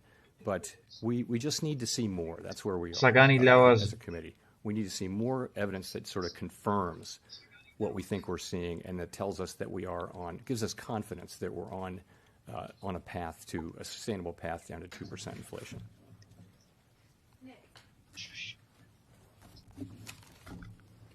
Nick Timros of the Wall Street Journal. Chair Powell, it seems to me you raised rates rapidly over the last 2 years for two reasons. One was the risk of a wage price spiral. Two, there were risks of inflation expectations becoming unanchored. This morning's ECI report for the fourth quarter shows private sector payroll growth running at a sub 4% pace. Inflation expectations are very close to where they were before the inflation emergency of the last 3 years. And given that you appear to have substantially cut off these two tail risks, and that you've judged here today current policy is well into restrictive territory, what good reason is there to keep policy rates above 5%? Are you really going to learn more waiting 6 weeks versus 3 months from now that you have avoided those two risks? So, as you know, almost every participant on the committee does believe that it will be appropriate to reduce rates. And for partly for the reasons that you say, we feel like inflation is coming down. Growth has been strong. The labor market is strong. What we're trying to do is identify a place where we're really confident about inflation getting back down to 2%, so that we can then begin the process of نه به هیچ بڵێ interest rate هێنی نەخوارەوانێ ئەشڵی هەموو ئەنجامەکان باشە ئەگەر بکاتەوە CPI بێتەوانێ 2% ئەوە لەوانێ دەست بکەین بە پرۆسەی دابەزینی interest rate. But I think to get to that place where we feel comfortable starting the process, we need some confirmation that inflation is in fact coming down sustainably to 2%. If I could ask differently, if you hold rates high as inflation moderates, as it has been, target rates will exceed the prescriptions of the Taylor rule or its variants. What would be the reasoning for holding rates higher than the levels recommended by those rules in the current instance? Well, I think, as you know, we consult a range of Taylor rules and non-Taylor kind of rules. We consult them regularly. They're in our teal book and they're in all the materials that we look at. But I don't think we've ever been at a place where we were setting policy by them. And they're depending on the rule, it will tell you different things. There are many different formulations. Another way to think about it is implicitly is so in theory, of course, real rates go up if holding all else equal as inflation comes down. But that doesn't mean we can mechanically adjust policy as real rates, as inflation comes down. It doesn't mean that at all, because for one thing, we don't know. We look at more than just the Fed funds rate. We look at broadly financial conditions. But in addition, we don't know with great confidence where the neutral rate of interest is at any given time. But that also doesn't mean that we wait around to see the economy turn down, because that will be too late. So we're really in a risk management mode of managing the risk, as I mentioned in my opening remarks, managing the risk that we move too soon and move too late. And I think to move, which is where almost everyone on the committee is in favor of moving rates down this year. But the timing of that is going to be linked to our gaining confidence that inflation is on a sustainable path down to 2%. Oil. Hi, thanks, Chair Bell. I'd like you to key in on the use of the word in the statement that inflation still remains elevated. You've pledged to cut rates before inflation reached 2%. So that implies that there's some sort of intermediate step here on inflation, and that a cut would be consequent with a change in the statement language that inflation remains elevated. What's the step down from there?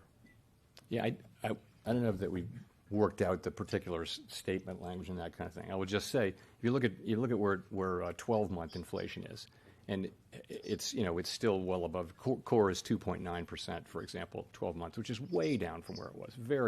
Very positive development, very fast decline, and the case is likely that it will continue to come down. So that's where it is.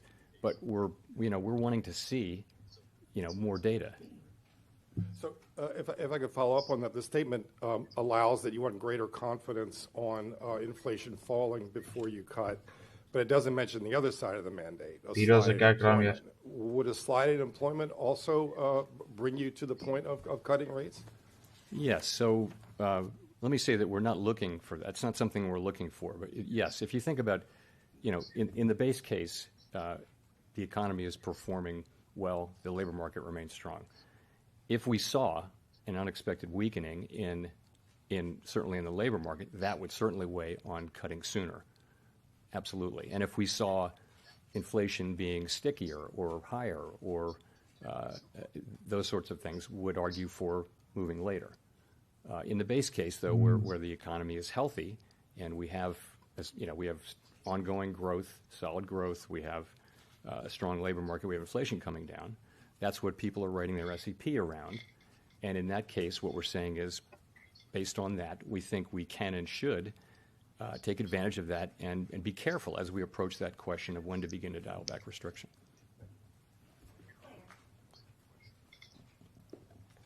Claire Jones, Financial Times. Just to circle back to the greater confidence aspect of the statement, there's been a lot of unanimity in recent meetings. I'm just wondering, going forward, when it comes to all needing greater confidence, is the unanimity, or at least consensus among FOMC members, about what the threshold for that greater confidence is?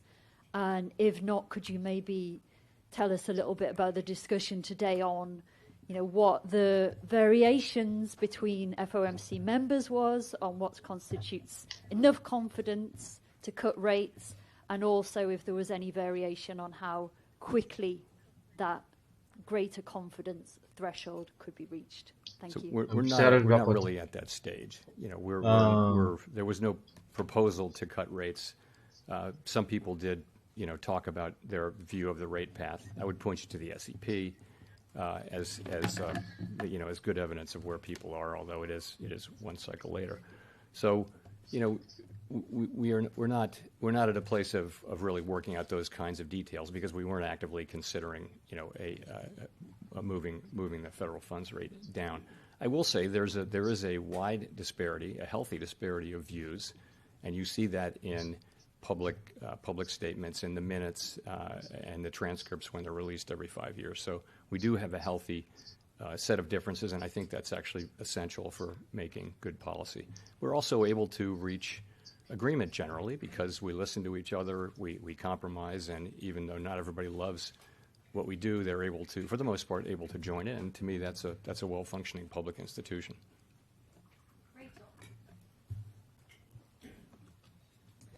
Hi, Chair Powell, Rachel Siegel from the Washington Post. Thanks for taking our questions. So over the past few years, there have been all these real-time indicators that helped us gain a sharper understanding of where the economy was, like open table data or office attendance. You've talked about vacancies in the past. And I'm wondering at the start of this year, what might be on that dashboard for you that's giving you the clearest picture of the economy, including on rents, if you could touch on that. Including? Rent. Rent costs. Yeah. Well, so we're not, it's not the pandemic, so we can actually rely on more traditional forms. People are working, they're getting wages, and the economy is largely reopened and is broadly normalizing, as you see. So I wouldn't say we're looking at that sort of more innovative data as much. You point to rents. So, of course, we follow the components of inflation very carefully, which would be goods inflation. I talked about that a little bit. You mentioned housing inflation. So the question is, when will these lower market rents find their way into measured rents as measured in PCE inflation? And we think that's coming. And we know it's coming. It's just a question of when and how big it'll be. So, but that's in everyone's forecast, I would say. So that will help. But at the same time, we think goods inflation will probably, it's been giving a lot of disinflation to the effort, and probably that declines over time. But it may well have some more time to run. The supply chains are not perfectly back to where they were. In addition, it takes time for the healing process to get into prices. So there may be still a tailwind. We'll find out with that. So we look at the things that relate to our mandate very carefully, and as you would imagine. I guess just as a quick follow-up, do you feel comfortable at this point saying the economy has reached a soft landing, or is that part of looking for more confidence? No, I wouldn't say we've achieved that, and I think we have a ways to go. Inflation is still, core inflation is still well above target on a 12-month basis. 12 months is our target. Certainly, I'm encouraged, and we're encouraged by the progress, but we're not declaring victory at all at this point. We think we have a ways to go. Thank you, Mr. Chairman. You've said that you would know the neutral rate by its works. So I'm wondering what you could tell me.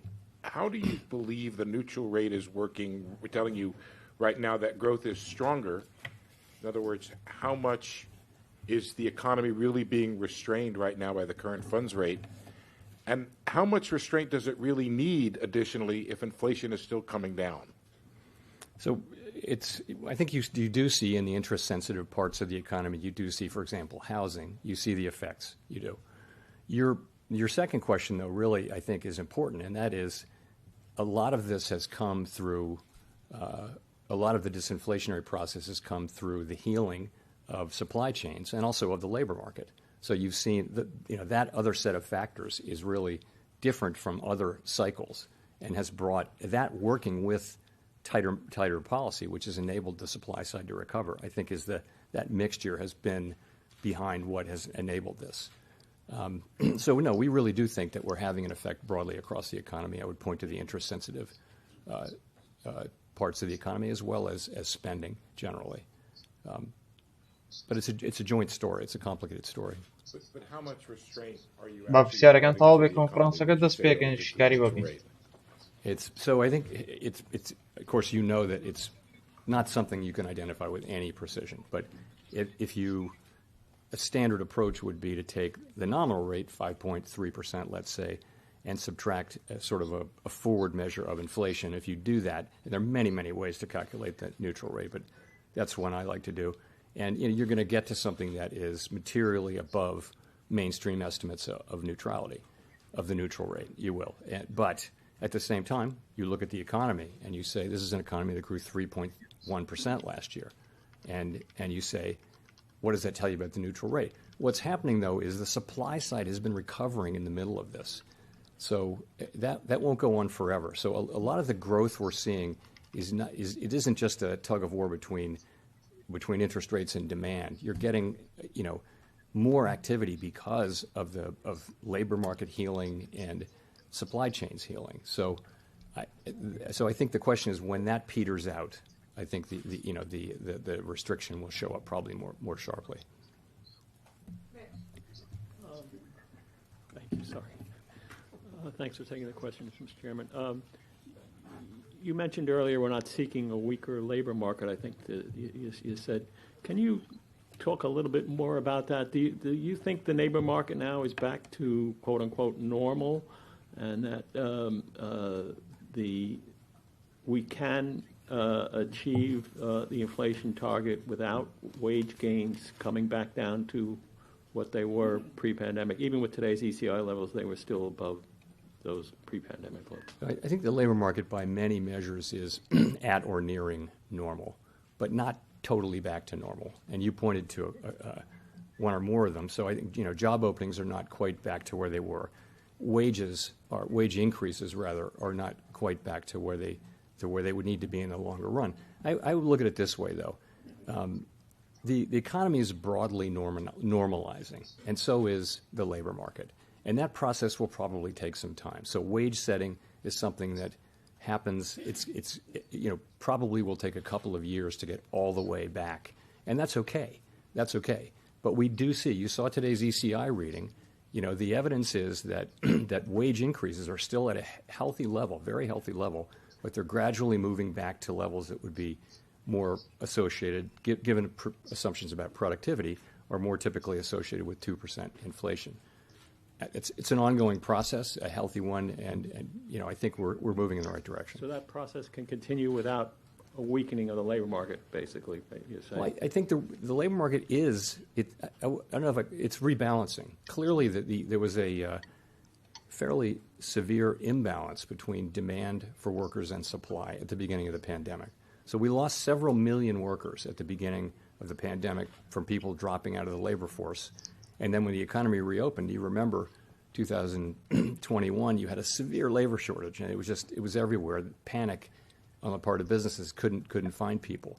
So what's happened is we expected the labor market to come back quickly, and it didn't. And 2022 was a disappointing year, and we were kind of thinking, well, maybe we won't get it back. And then 2023 we did, as you know. So labor force participation came back strongly in 23, and so did immigration. Immigration came to a halt during the pandemic. So those two forces have significantly lowered the temperature in the labor market to where it's still a very strong labor market. It's still a good labor market for wages and for finding a job, but it's getting back into balance, and that's what we want to see. And one great way to look at that is what's happening with wage increases, and you see it now across the major things that we track. It isn't every quarter, but overall there's a clear trend, still at high levels, but back down to where what would be consistent with where we were before the pandemic and with 2% inflation. Hi, Chris Rugaber at Associated Press. Thank you. I wanted to follow up on Rich's question. It sounded like you suggested that you're not worried about faster growth so much. So wanted to see if you're seeing anything that suggests that inflation could reaccelerate from here. And it sounds like you're saying you're not worried that solid growth from here on out poses any risk to inflation. Thank you. No, I think that is a risk, the risk that inflation would reaccelerate. I think the greater risk is that it would stabilize at a level meaningfully above 2%. That's to me more likely. Of course, if inflation were to surprise by moving back up, we would have to respond to that, and that would be a surprise at this point. But I have to tell you, that's why we keep our options open here, and why we're not rushing. So I think both of those are risks, but I think the more likely risk is the one that I mentioned, which is you've had 6 good months, very good months, but what's really going to shake out here? When we look back, what will we see? Will inflation have dipped and then come back up? Are the last 6 months flattered by factors that are one-off factors that won't repeat themselves? We don't think so. We don't. That's not what we think. But that's the question we are asking. We have to ask, and we want to get comfort on that. And just one quick follow-up. Governor Waller had mentioned the revisions that are coming on February 9th for the CPI data. Is that something you're watching as well? And if we see those revisions fairly minor, is that going to give you more confidence where things are going? We'll just have to see. Yeah, we'll look at those. Last year was a surprise.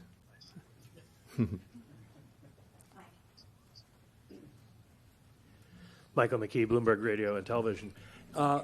If you don't want to use the term soft landing, would you say at least that from your point of view now, the other scenario of a hard landing caused by the Fed is off the table, or the risks have diminished very much? And you mentioned below 2% inflation on a 3-month basis. Core PCE has been running at 1.5%. And there are those on Wall Street who think that if you maintain the level of restriction you have right now, you could end up with inflation running below your target. How do you see that? So your first question, how to describe where we are. So I guess I would just say this. Executive summary would be that growth is solid to strong over the course of last year. The labor market, 3.7% unemployment, indicates that the labor market is strong. We've had just about 2 years now of unemployment under 4%. That hasn't happened in 50 years, so it's a good labor market. And we've seen inflation come down. We've talked about that. So we've got 6 months of good inflation data and an expectation that there's more to come. So this is a good situation. Let's be honest. This is a good economy. But what's the outlook? That's looking in the review. The outlook, we do expect growth to moderate. Of course, we have expected it for some time, and it hasn't happened. But we do expect that it will moderate as supply chain and labor market normalization runs its course. The labor market is rebalancing, as I mentioned. Job creation has slowed. The base of job growth has narrowed. And of course, 12-month inflation is above target and getting down closer to target. It's not guaranteed, but we do seem to be getting on track for that. So those are the risks and questions we have to answer. But overall, this is a pretty good picture. It is a good picture. Your second question was, sorry. Could you get inflation that is below target, end up with inflation below target, and you have to do something about that? So the thing is, we're not looking for inflation to tap the 2% base once. We're looking for it to settle out over time at 2%.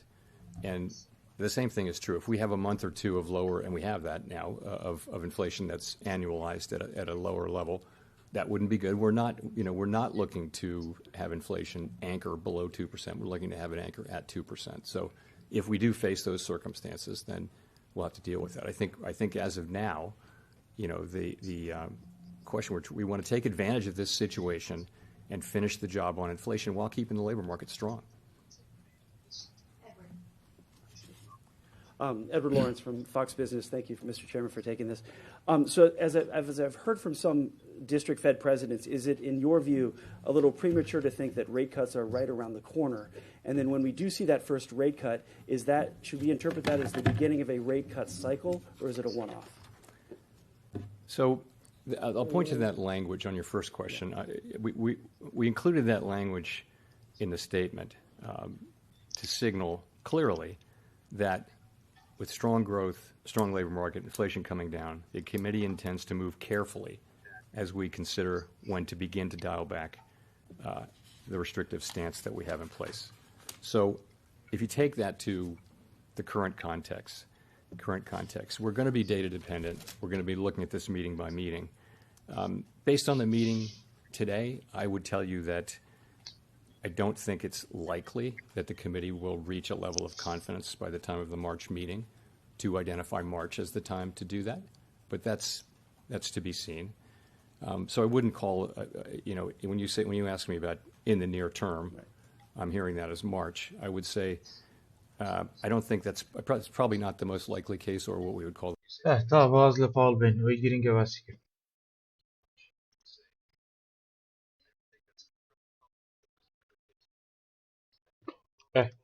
تێگەم لەسەر قسەکانی جێرم پاڵ کردی ئەوەی وەکو هەموو جارێک هەموو سیناریۆکانی زۆرێک لە سیناریۆکانی بۆ شێوازێ کە زۆرێک لە معلوماتەکان زۆرێک لە زانیاریەکان ئەهێڵێتەوەنە بەنهێنی زۆرێک لە بابەتەکان ناخاتە ڕوو بۆی ئەو تەکنیکی بە کەسێکی زۆر زیرەک و بەتوانە ئەناسرێت پاوڵ کە هەموو نە سۆفت لاندن نە هارد لاندن ئەلەو دووشە هیچی بەکار نهێنە کە هەردووشی سیاسەتێکن بۆ چاکسازی لە بواری ئابووریە مستەڵەحن بەکاری ئەو دوو وشەیە زۆرێک لە ترێدەرەکان و ئینڤێستەرەکان چاوەڕێی وشەیانە کرد هیچیانی بەکار نهێنە.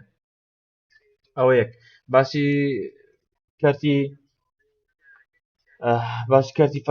فەرمانبەرانی کرد کە کارتی فەرمانبەران لە گەشەیەکی زۆر باشە توانێتی گەشەیەکی باشکە لە 6 مانگی داهاتووە GDP بە هەمان شێو لە ساڵی داهاتووە گەشەیەکی باشی کردەوەی کە بینیشمان کە ڕاستەخۆ پەیوەندی بە پشکەکانیش و کۆمپانیەکانەوە هەیە مایکرۆسۆفت و زۆرێک لە کۆمپانیا باشەکان توانیان ئەنجامی زۆر باش بەدەست بێن داو جۆنس و ناسداک و S&P 500 بۆکەوەی کە بینیمان ڕێژەیەکی باش بەرزبوونەوە نتوانێن لەسەر 120 قازانجوانێ کاندڵی ساڵانیان قەپات بکەن تایبەت بە ئاڵتونیش و دۆلاری شۆک ببین لە ئیندێکسی دۆلارە ببین لێرە سەیریکە و جوڵەی کە کردێتی لە سەرەتای قسەکانی زۆر لاواز و وتارەکەی زۆر لاواز و بەڵام بەس لە کاتی وەڵامەکانە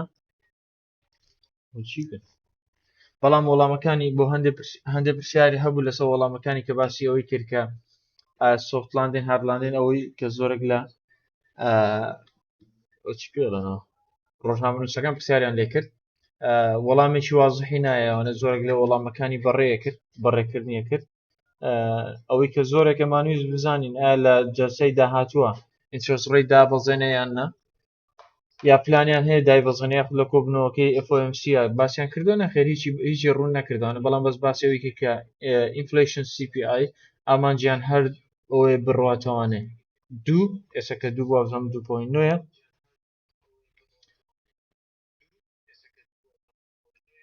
ئامانجەکەیانە بڕاتەوانێ 102 بۆ ئینفلیشن ڕیت و ئیش لەسەرەوەکەن کە بتوان ئینفلیشن ڕیت بگەینەوانێ و مستەوایە کە 2 بە شێوەیەکی گشتی بۆ دۆلار ئەو قسانەی کە کردی سەرەتا لە وتارەکەی خراببوو بەڵام بەس دوایەوە قسەکانی ئاسایی بووینەوەن بۆ دۆلار توانایکی باش پێ تەسەوڕەکەم و قسانەی کە کردی بەس تەنها ماوەیەکی کاتی دۆلار بەهێزکە دوایەوانێ وەک خۆی لێ بێتوانێت تا جەسەی داهاتوو هەم شتێکی بەجێهێشتەوەن ئەوەکو پێشبینی خۆم لەسەر قسانی کە کردی پێشبینیەکەم دۆلار بۆ فترەیەکی کاتی بەهێز بێتەوە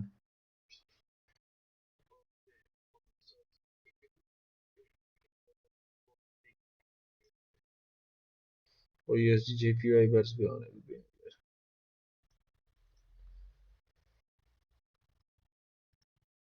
پاوەند و یۆرۆ پاوەند دابەزێت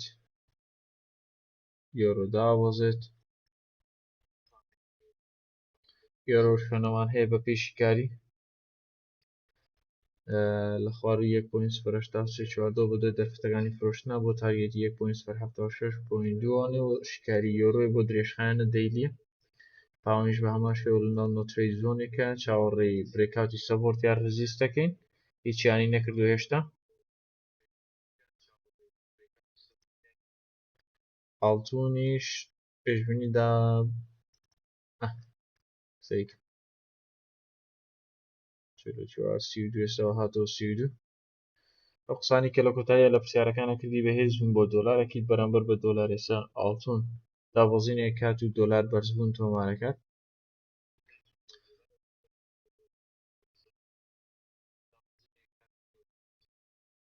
بەڵام وەکو ئاڵتوونە بۆ وەکو درێژخایەن تاکو کاندڵێ لە خوار و نرخی 2029 دانەخاتەوانە دەیلی ئەگەر ریجێکت کاتەوانە نێتوانە ئەو خوار سحرە بە تەکنیکەڵی ئەگەر ئەم کاندڵە بۆ شێوازە دانەخاتەوانە تاکوێرە نێتەوە بۆ دیەکەی لەم شێوازە بێت ئەگەر سعر لە خوارەوەدا بخاتەوانە دەرفەتەکە لەو چێ بتوانین بە دوای دەرفەتی فرۆشتنا بگەڕین بۆ بەیانی دەرفەتەکانی فرۆشتن جوانتر بێ بۆ بەیانی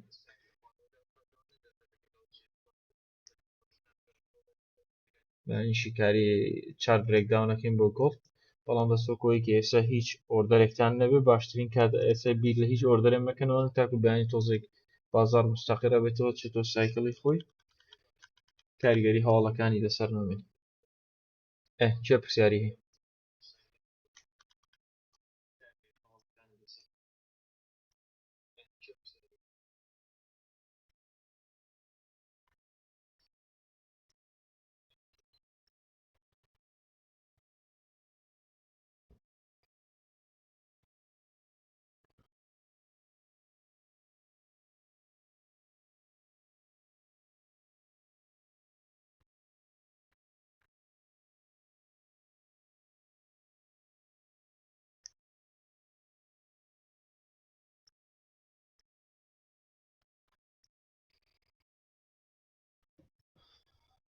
سپاس کاک نزار سێریکەن عادەتەن لەم ڕۆژانە بۆی لەم ڕۆژانە سترێس نەبن قەلق نەبن ئەگەر خیبرەت نەبێ یاخود مەسەن تەجروبەت نەبێ ئەگەر ترەیدەرێکی تۆ ڕۆژانەی بەڕاستی ینی پێویست ناکە ئۆردەرت هەبێ یانی چ پێویستەکە لە ڕۆژێکی وەکۆم ڕێم قەلەقی جێرم پاوەڵ چێڵێ بەرزە بێتەوە دابەزێ نزمە بێتوانێ سێریکە بەرز بیانێت لە ساری چەندان لە ساری 2040 ڕۆژتەوانە چەند ڕۆژتەوانە 50 $10 بەرز بیان دوای لە 2050 ئێستا هاتووەوانە 2035 ئەوتانی دانیشتون زۆری سراحەت خۆیان کرد ئاڵتوونە یا لە 1900 خۆیان کرێ یا لە 2100 زۆر ئاساییە بەلامانە بۆچی لەبەرەوەی نامێ ڕیسکەم بۆ سەرمایی کە هەمووی لە ڕۆژێکیەوەی کە پرۆڤڵتی شتەکە دیار نییە ئێستا شتەکەیەک لای وەتوانە بانی چارت برێکداونەکەین و دەرفەتمانایەتەوە توانی ئۆردەرکەین بە ئیسراحەت ئێوەش ئاوا زۆرێک لە ڕیتێلەکان تووشی ئەم بابەتە بن کە وازان لەم ڕۆژانەشە بە ئیسراحەت دەتوان ئۆردەرکەن بەڕاستی لەم ڕۆژانە تەکنیکەڵی یاخود ئەو استراتیژیانە کۆنسپتانە زۆرێک لە ڕسپێکتی ناکرێ احترامی و کۆنسپت و شێوازی داخل بوون و ستۆپانە ناکرێ بۆیە لە ستۆپەیە زۆربەی کات مەسەن بۆ نمە سێریکە لێرەم کاندڵە های و لۆکەشی شکان ئەنجا دەرچوو لێرە بە هەمان شێوە ئەم کاندڵە نابینن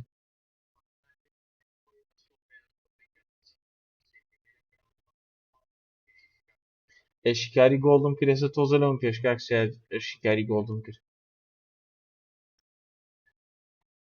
ئێستا تۆزە لەم پێش باشم کردتم کاندڵی دەیلی گۆڵد ئەوها دابخە ئەوێ بە بێرش ئەگەر لە خوارەوە نرخەوانێ کاندڵ دابخە بەیانی احتیمالەتی بابەتی بە دوای دەرفەتی فرۆشتنا لەو چێ بگەڕێنیت جوانترە بێت ئەگەر کاندڵ ئەوها دابخوا بەم شێوازە بۆ تارگێتەکانی دیسانەوانەیە گەڕێنەوە ناوچەکانی 2013 لەگەڵ 2005 بەسەوە شیکاری ئاگادار بنەوە وەکو ئۆردەر و هینی وەری نەگرن ئەو شیکاری بەیانی چاوەڕێی چارت برێکداون بکەن ئەو استراتیژیە منیش پێکەم و سوودی لێبیننەوە تەنها ڕۆژانێ تەنها بۆ یەک ڕۆژ شیشەکە ڤالێتە ئێستا بە هەمان شێوە هەتاکو سایکڵە ڕێک نەبێتوانێ بازار ئەوە سایکڵەکەی ڕێک بێتوانێت بۆ بتوان شیکاریتان بۆ بکەم و وردە وردە ئاڕاستەکەی دیاری بکەین و بتوانین ئۆردەری لەسەر بکەین ئاڵتون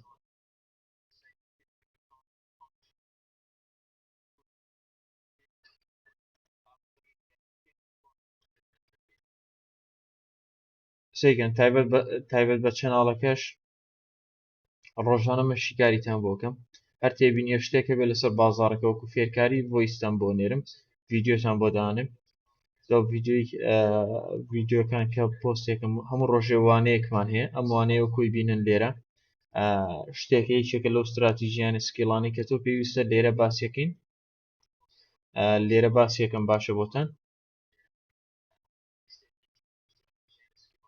باشە وانەیەکمانێ ڕۆژانە پرسیار وەڵاممانەیە پرسیار وەڵامەکان هەمووی بابەتی زانستین کە تۆ وەڵامی توانێت فێرەبی لەسەر بابەتەکە مەسەن بۆ نمونە گروپی فیسی هێچ کوارتەرەکان لەکوێ لەسەر بە چ وڵاتێکن فیسی سا ئۆردە مەسەلەن ئیندیسیە ئەیش وەکو داو جۆنس و نازداکەوانە کاتێککە تۆ وشەیە بیسی ئەتوانی بچی بە دوای سێسکەیت و بزانین لە گوگڵات چییە فیسی چییە بۆچی سەر بە لەندەنە ئیندیسیەکی چۆنە ئەویش هەر وەکو داو جۆنس و نازداک و بابەتەکانی تر ئەوانەکەش بە هەمان شێوە ڕۆژانە وانەیەکتان بۆ دانەی کە بتوان لێوی فێر بن و ئەو تەکنیکانە و سکیڵانی کە ترەیدەرە سەرکەوتوەکان توانویانە بگەم بە نەتیجە پێی ئێوەش دەتوانن سوودی لێ بینەوە وانانە بۆ خوێندنەوە هەر تێبینە شتێکی کاریگەرتر هەبێت لەسەر بازاڕەکە بۆیستان بۆ دانمەکە ئەوی ئەمڕۆم بابەتی ئەمڕۆ شیکارەکەمان دانا بەڵام بەس بۆیسەکە چی ئەڵێم ئەوی سەرەتا و ناوناوندیە پاتکای دوورکێتوانن لە بازاڕەکە بۆی تووشی زەرەر نەبێت ئەو بابەتی شیکارەکانە شیکاری تەنها ئۆردە لە جیپی جێکە ئاڵتوناکەم و شیکاری وەکو بە شێوەیەکی گشتی بەس تەنها شیکاری لە جیپی جێکە ئاڵتونەکەم لە گروپەکەدانە ئەم ڤیددیوانش تایبەتە بە ویزی ئەو لۆگۆکەشمان گۆڕیە جەمان باوەی ویزی ئەو لۆگە تازەکەی ویزی مارکت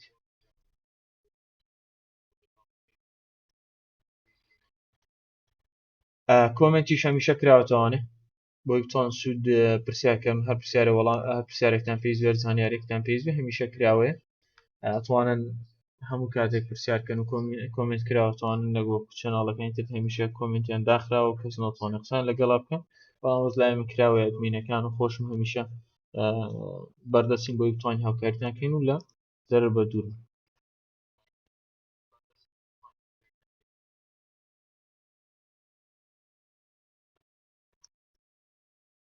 کەس پرسیاری هەیە مایکی پێویستی بە مایک بێ بۆی ئەگەر کەس پرسیاری نییە شتێکی نییە بۆی کۆتایی بەڵای بکە بێ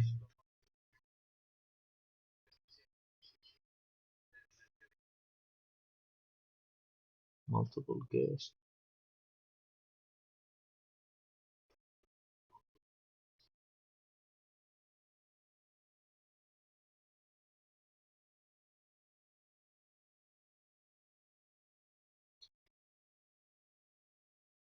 ئێستاتوان ئینڤایت نێرنەگەرەوەی ئەوەیە قسە بکەن